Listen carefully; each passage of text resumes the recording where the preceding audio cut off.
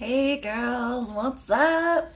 If you're catching this live, I'm doing it a little bit later in the day to see if maybe I can get more of you on.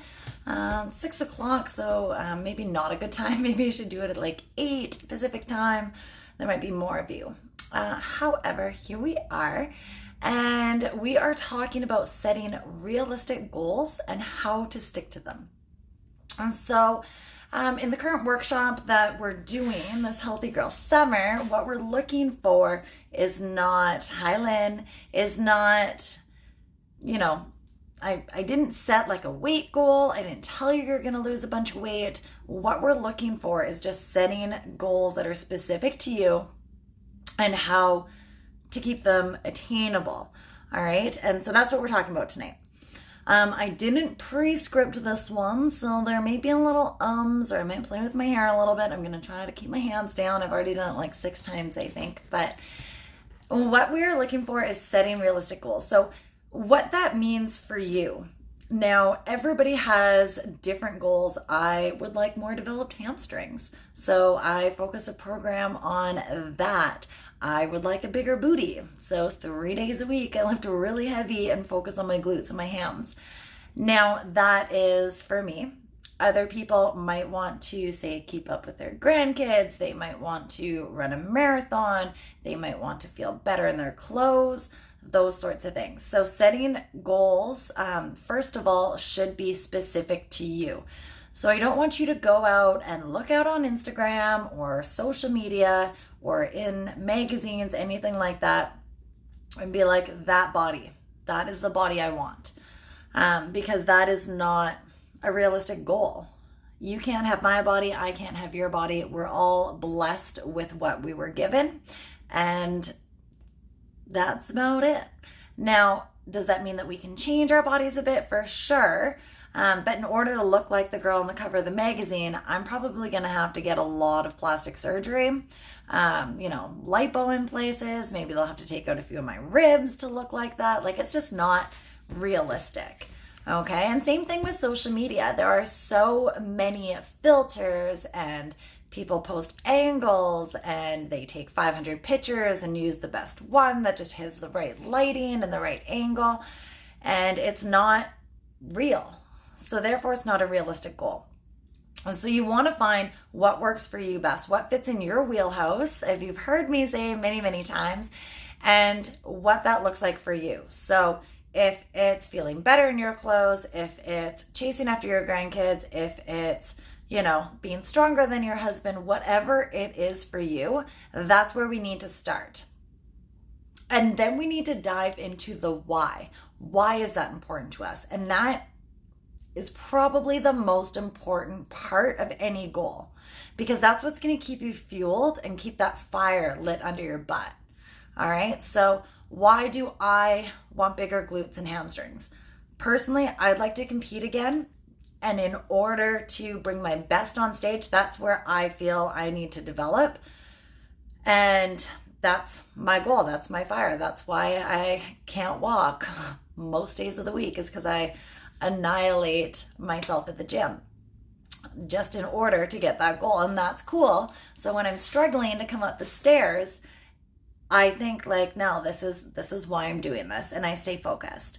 If it is to be stronger than your husband, that might just be a little bit of a pride thing. If it's to feel better in your clothes, like why? Why is that so important to you? Okay, so I want you to write down maybe like 2 or 3 of your top goals and like make them in order. So like goal 1, goal 2, goal 3. And then underneath those goals, write out some reasons why that's so important to you. And I want you to refer back to that. So keep it in a place that you'll see it often. I like to tape little messages to myself on my bathroom mirror, because I spend a decent amount of time in that room, and it's just me in there when I'm in there. So I'm able to really like sit and look at that message and what it means to me. But whatever works for you, maybe at your desk, maybe in the kitchen, just that list of your goals and why you are looking to achieve them. All right. Setting a time limit on things is difficult for certain reasons, like life comes up, maybe a global pandemic. I mean, we've all been through that. So things come up and it can derail us sometimes, but that's why we come back to the why. So saying, by the end of summer, I want this can be difficult. But giving a broader outline as to when, maybe you'd like to achieve this goal does keep you focused too. So, by my next birthday, I, would like to walk 5K comfortably. Something that is realistic. If I were to say by my next birthday, so in October, I want to be able to climb Mount Everest, that may not be a realistic goal, right? So we have to sit down and talk about what those goals actually look like and that time frame. And so if that's something you want to do with me, absolutely, we can work together on that for sure. Okay? So we set our goals, 2 or 3 of them, and then the why. Again, so super important. Okay? That's going to keep you on track. All right? And then maybe a loose kind of like goalpost, because if you just say, I want to lose 5 pounds and that's it. Okay, cool. Why? We need to know why. And, maybe there's a wedding coming up or something. So a better way to phrase that, so it's a little bit more realistic, is I want to feel better in my clothes so that I can be confident wearing this dress at the wedding at the end of the summer. All right. So we're not setting a number, right? We're giving ourselves a few weeks till the end of the summer to feel more confident. And pardon me, with that comes your choice to decide what that confidence feels like and looks like to you. Okay. So I know that looking in the mirror, if you have, like maybe a little muffin top over your jeans, sometimes the answer is getting a bigger pair of jeans, right? I've done that. And you feel way more confidence when the clothes actually fit your body. But, sitting in front of the mirror and being like, okay, this is how I feel right now.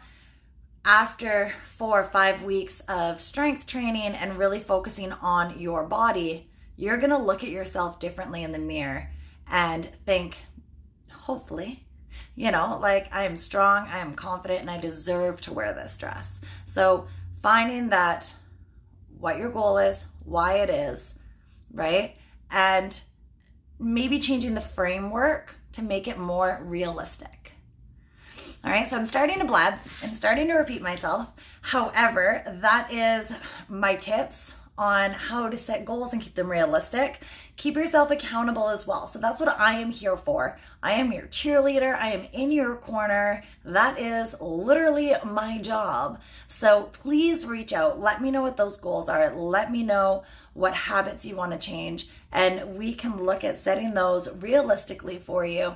And I will keep you honest. Make sure that you're staying on top of it, because that is what I'm here for. So when you get derailed, I'm the person you can message. I want you to reach out and say, hey, Faye, I'm having a hard time with this one, right? And I'm there for you. So please, please, please reach out. Let me know what your goals are, why these are your goals, and we can talk about how to make them a reality.